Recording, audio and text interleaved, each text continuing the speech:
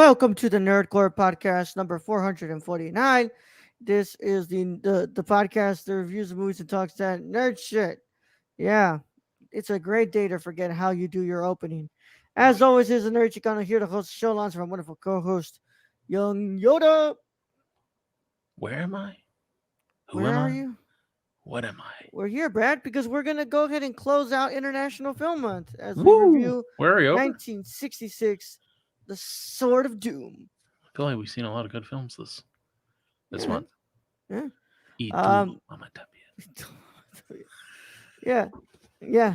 The bit still lives. Still Even lives. Still gonna yeah, live still going to live, bro. forever. Um, but yeah, we hope everyone's having a wonderful Monday.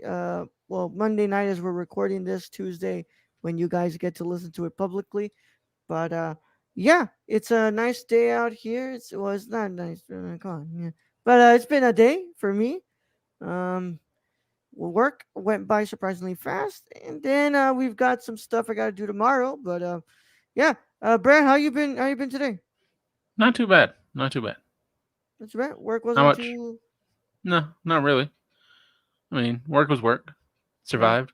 Came home. mm, Doing this yeah. with you. We're all good. Luis, are The you gonna sword. magically pop up in Doom. here, or you haven't watched the Sword of Doom? Or is he just in the title? Like, what are we doing, Luis? Yeah, What are we doing, yeah. Luis? We'll see Luis tomorrow, though. Luis will be on our Nashville Film Festival preview episode tomorrow. We talk about all the things that we're looking forward to at for the film festival. What I call having a what I call having a crush, the Sword of Doom. Oh god.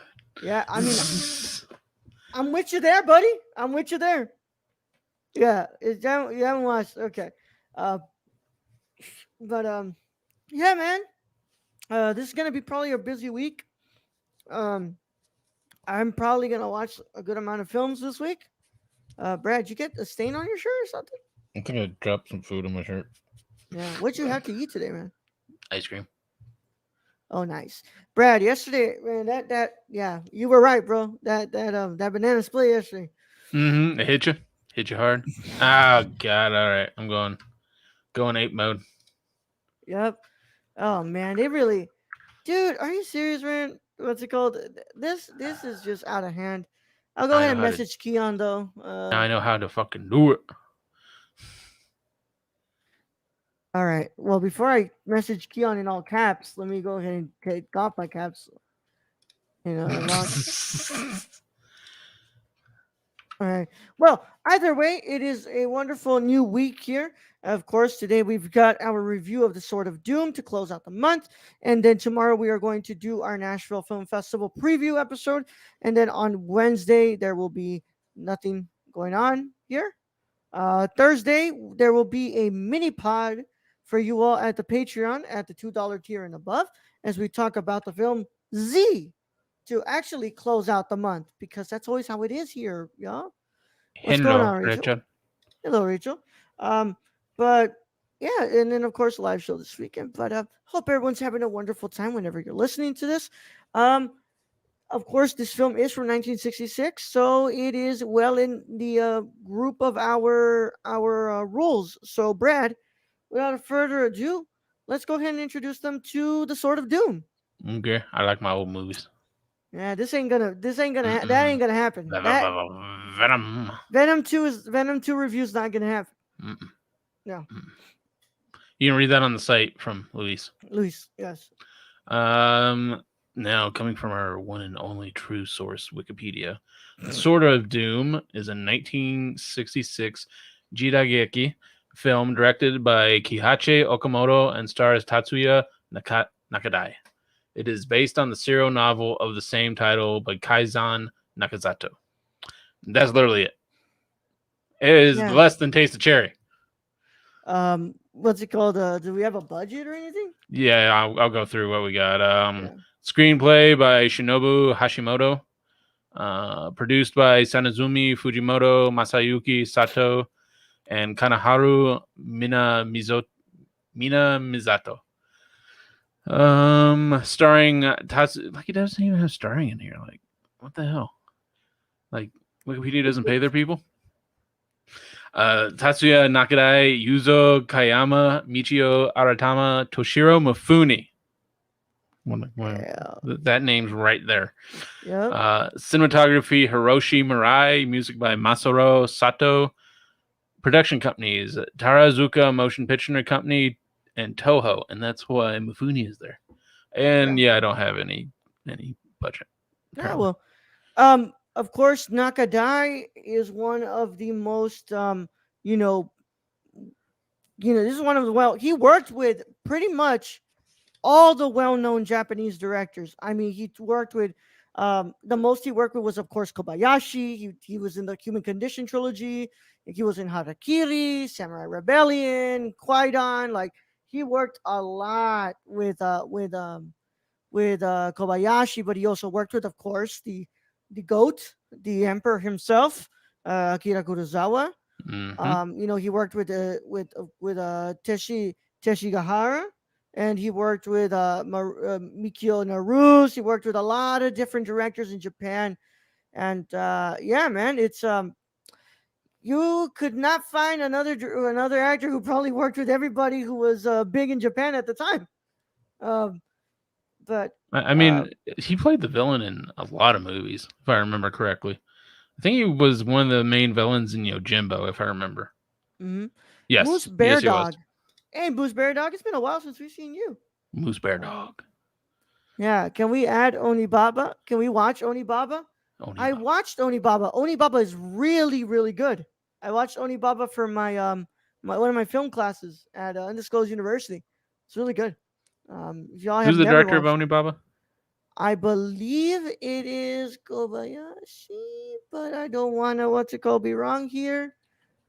Um, no, Kaneto Shindo. Yeah, it's me, Barry. What's up, Barry? But yeah, man.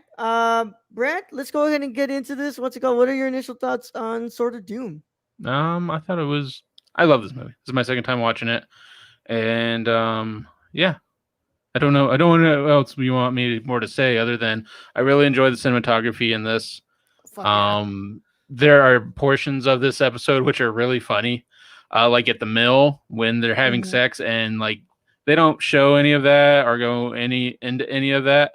Um, they just have the mill and they show it like um, doing the movements that they would be doing. Hmm. And then you have what I caught was during the duel, like the original duel with the older brother. Um, the camera like fades out from the face. I don't know. It was very interesting. It's like I've seen this in so many movies where it like comes out, and I'm just like, this is like really good cinematography going on. Yeah. Brad, you were correct. He is one of the villains in the Sanjuro, and also Brad. I'm gonna. So let me first of all let me tell you all. I like this movie. This movie's good. I can't say it's the best samurai movie I've ever seen, and I can't particularly say that this movie's great. I had a good time with it though. I thought it was interesting. The cinematography is beautiful, especially when we're in the snow. Oh yeah. Holy crap! Oh man, it's great. I mean, But Brad, and then this is a movie that's not carried by Mifune. yeah, Like generally, like because this isn't a Kurosawa movie, Mifune's not there like completely the whole time. He's there about halfway. I wish I lived in his prime time to be taught by him in the way of the katana. I'm getting the butts off down. Yeah, Luis has been really inspired by Shang-Chi to practice martial arts. But Brad, I could not like I really of course this is done by Toho. Um I could not keep my eyes off of one thing that I noticed throughout this movie. Hmm.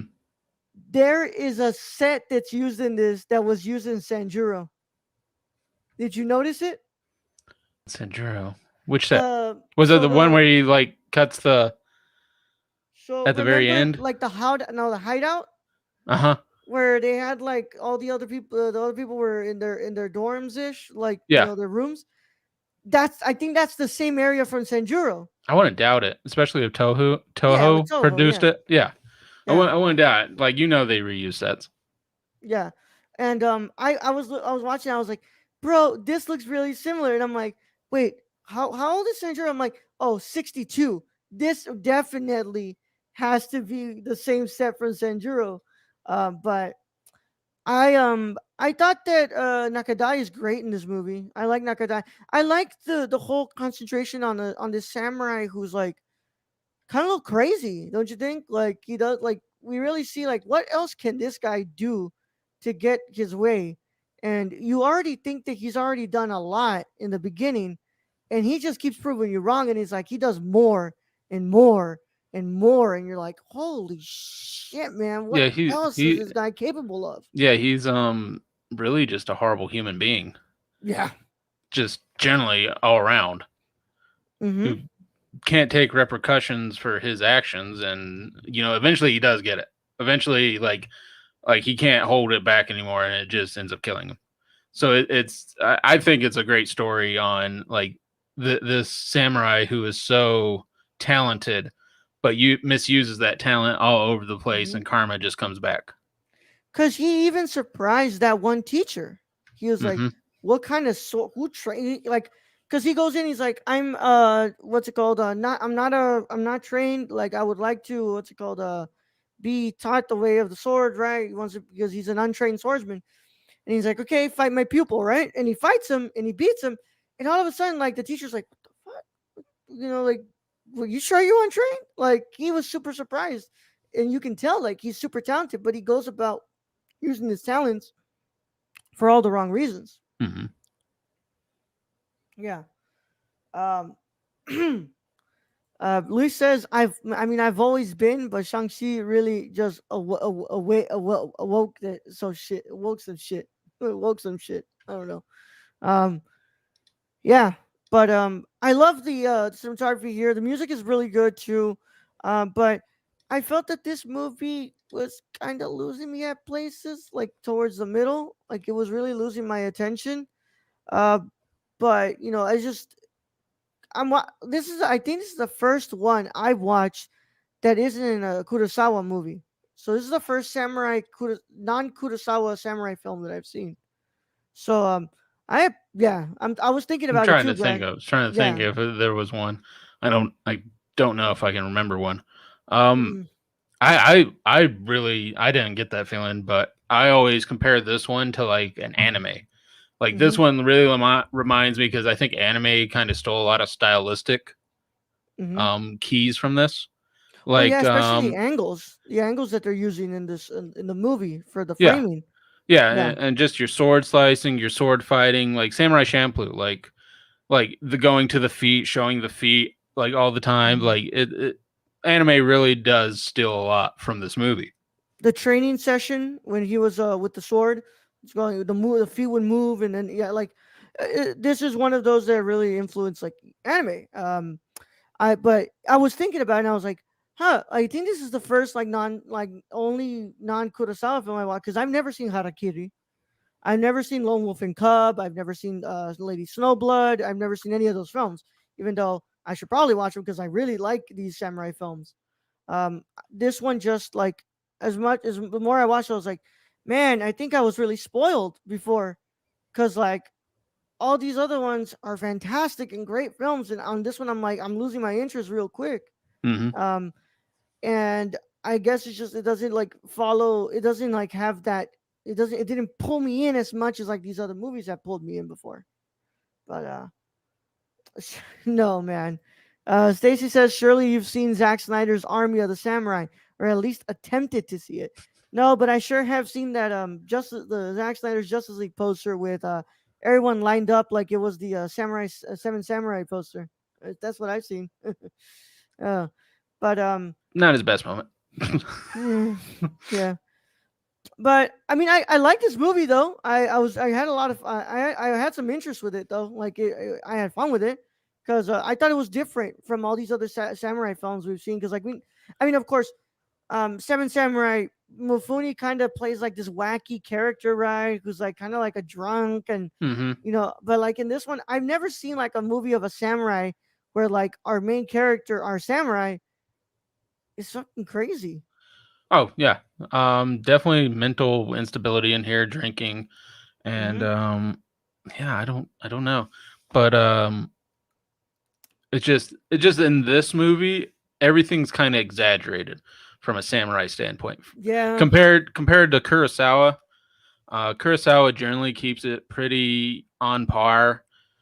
This one just right out the gate, he's like he's slicing and dicing 40 people. Yeah. I mean, Um, I love that scene where he's like gonna leave the village, hmm and then what's it called? He just boom, boom, boom, he's boom, got like, and and it's he's like out. one take of it. It's like just completely following him.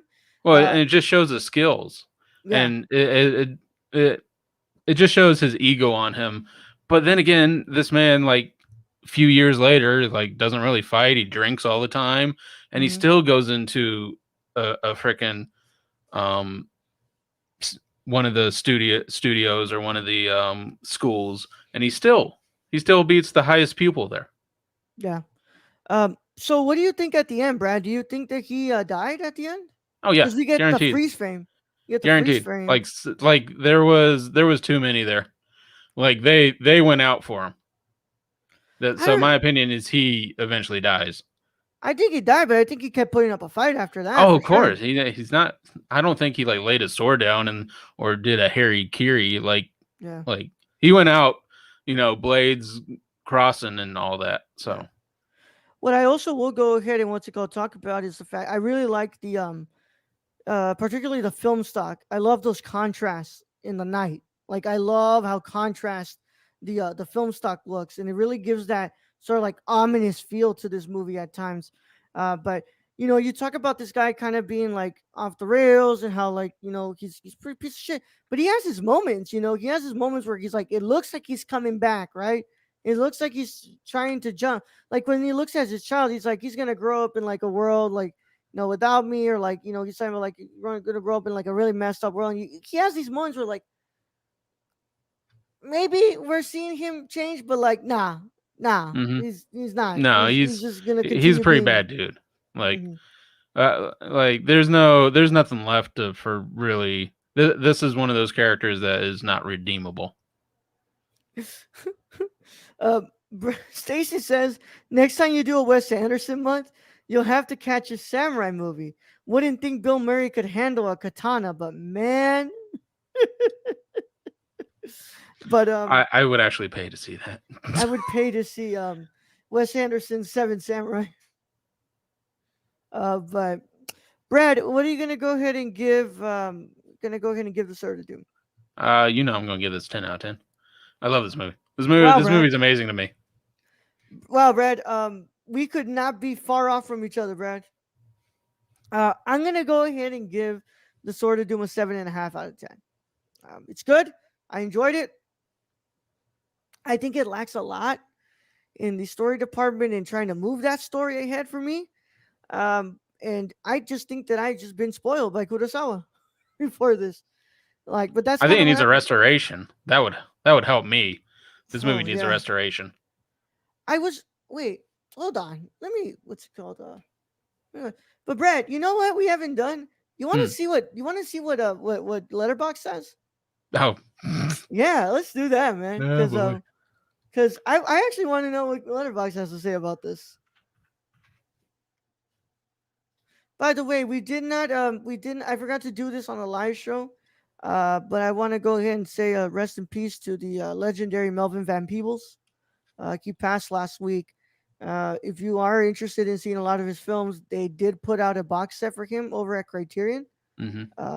This is one of the most legendary filmmakers of all time, man. A big pioneer for the black community's presence in cinema, especially. Um, the Sword of Doom. I believe the Sword of Doom has at least a 2K restoration. I think. Let me see this because Geo owns the Sword of Doom on Blu-ray, right? I'm just No, saying from what they have on Criterion, it wasn't the greatest. yeah, There was a lot of no. film grain. New high definition digital restoration with uncompressed mononeural. Yeah, no, they haven't given this that 2K or 4K restoration. Yeah. Oh, they have more of this. Yeah, they have Kill on here too. More Nakadai. Oh, this one's out of print. Yeah. So which one are you reading? Are you reading the highest? I'm reading the lowest. What are we doing? No, let's see. Well, because this is because when I was on Letterboxd, I saw most of my friends had like high scores for it. So let's see what's the lowest score. Let's Okay. see what the lowest say. Um. Okay. Coming from Letterbox, 1 star, more like the sword of dumb. 3 exclamation points. 1 star, these graphics suck. LOL. 2 stars, only enjoyed the beautiful cinematography.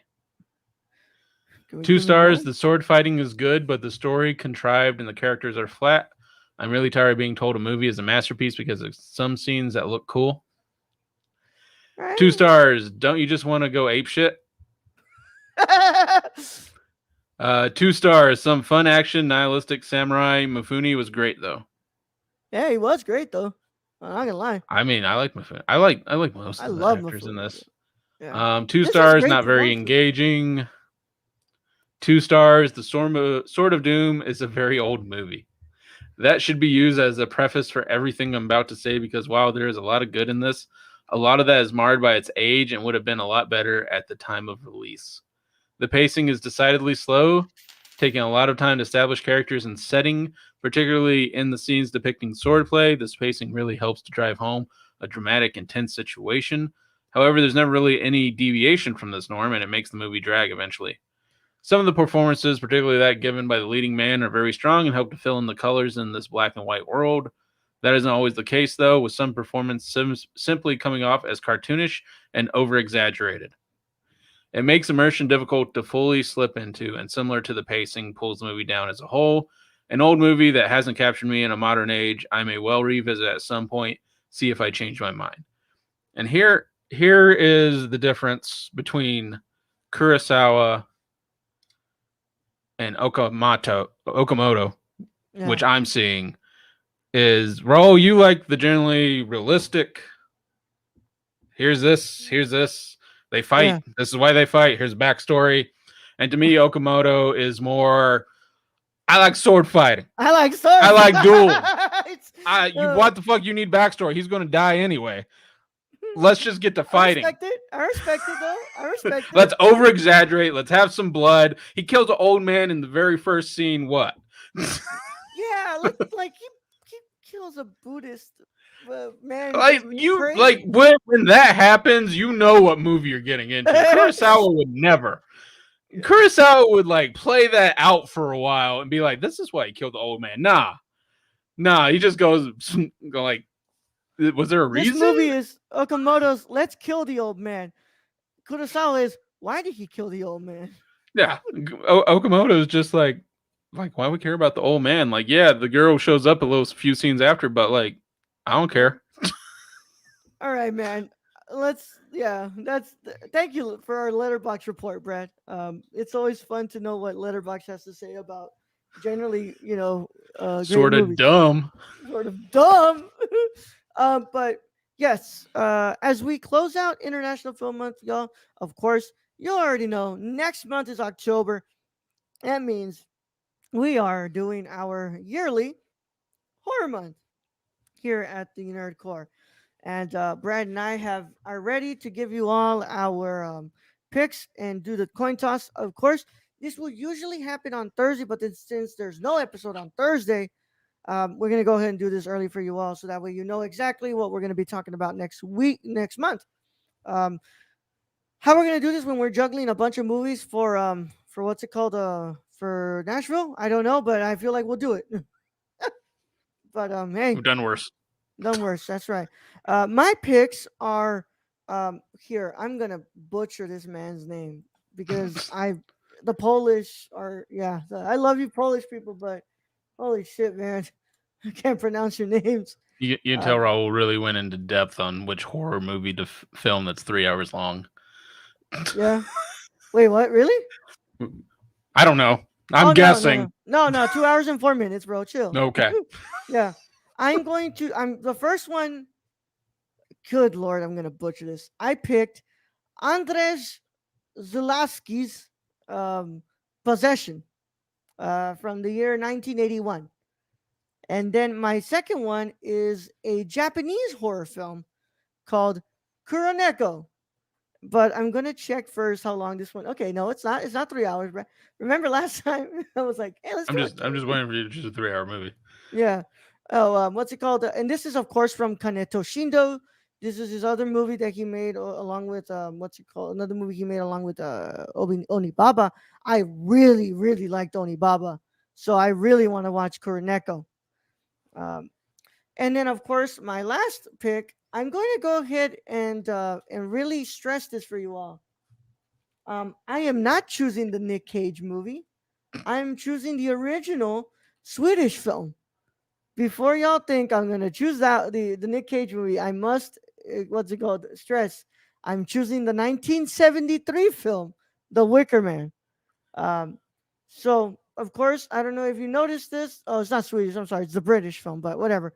If you noticed, but I'm not choosing anything American this month again And because if y'all noticed, Raul chose basically art. I did not. yeah. And then of course, Brad chose two pretty damn good movies. Though, Brad, I'm not gonna lie. Your two choices. And one I'm that's questionable. all right. Brad chose Jordan Peele's Us. He chose Tusk, and for his Kevin Smith's Tusk, and then for the Patreon mini, he chose Sam Raimi's debut film, The Evil Dead. I the, watched The the Evil Tusk Dead. is questionable. Tusk is very questionable. I don't know, man. I feel like we're gonna be able to do this, bro. But the bees. All Not the right. bees. All right, horror month. So Human Centipede 3.5, Hostel, and Breakfast Halloween I H2O2 really should just choose Jason X just for uh, that one scene. when he's in space. Yeah. The bees, not the bees. All right, Brad. Let's go ahead and get this the coin out here. Let's get the coin toss. Okay. You want to call it? Um, I don't even remember what I got last week. I mean last month. So I'm just gonna go with tails. Oh crap. Let's do that again. I'm gonna call what's it called? Yeah. Just heads. Oh shit! All right, Brad. Okay, so next month we will start out the month with Us. Then the following week will be Possession. The week after that will be Tusk, and we will end it with Kuroneko. And then that same week on the Thursday, for the patrons, we will be discussing The Evil Dead. By the way, it's the original movie, not the remake. We're not Yeah, covering the the remake. original movie. Like we're not doing the Original. remake. Yeah, and I'm not fucking doing the remake either. I love the original, and I want to watch it again, but I also have not heard the best things about the remake. You Yeah. never hear the best things about remakes of horror movies. It just Yeah. just doesn't work well. Yeah. But yeah, man, that is it for this review. Of course, we want to thank everybody who joined us today, mostly just Stacy, Rachel, and Luis. And then of course, what Barry. Thanks, Barry, for being here. And Chillzone to drop the hammer. Oh Uh, yeah. Thank you for coming on, Chillzone. We need you, man. But of course, we want to thank our Patreon supporters because they're the ones who make the show happen, along with our wonderful producers and our writers. Our associate producer, Sarah, thank you so much for being an associate producer of the Nerdcore for so long, Sarah. We love you, and we really do thank you so much for your continued support. Honestly, as days pass, I wonder if you even know that you're still paying for this. Um, and a wonderful executive Just producer. just money keeps leaving their bank account. Where Like, I wonder. $10 going to? I don't know. All right, our executive producer Shane, where can you find him? You can follow our friend Shane at twitch.tv/XSRK or on Twitter at XSRK_. Also, go follow and buy something from the Suppy God at thriftedil.com. Yep, Prison City Vintage, my friends. If you're in the Mm-hmm. Illinois area, go and check it out. And also, I want to thank our writers, Tony, Hey, Tony! Brad's TikTok pal. That's my TikTok pal. You can find him at Real Nerdy Dad on Twitter. And of course, y'all, it has been a fun time. We will catch you all tomorrow for our preview of Nashville Film Festival 2021 or Nash Film 52. But in the meantime, it's been a lot of fun. We will catch you all tomorrow. But as always, Bradley, send him out. All right, Raul. Thank you, being host as always. Thank you to all our listeners, all our Patreon supporters, all those who joined us in chat today. We appreciate each and every one of you. And to end this episode, I'll just go clang, clang, clang, clang, dead. Young Yoda out.